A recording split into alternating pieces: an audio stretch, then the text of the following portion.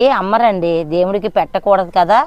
అలా ఈ పళ్ళుని ఆవులకి లేదా కోతులకి వేస్తూ ఉంటాం తీసుకుని. అలా నేను అడిగితే ఇచ్చారండి. అందరూ మనోళ్ళే కదండి, ఎవరిని అడిగినా మాకైతే ఇబ్బంది లేదు. ఇలా మనం 4 అరటి పళ్ళు ఒక పెద్ద కుండీకి అయితే వేయొచ్చండి. లేదు చిన్న కుండీ అయితే ఒక 2 సరిపోతుందండి. ఇది చూడండి, కాశ్మీర్ గులాబీ ఎంత బాగా వచ్చిందో. ఈ కుండీ సైజుకండి మనం ఒక 2 అరటి పళ్ళని అయితే ఇవ్వచ్చండి.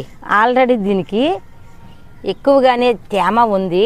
నేను ఒక జంట అంటుపండు అయితే ఇలా వేస్తున్నాను. ఇలా వేసేయచ్చండి.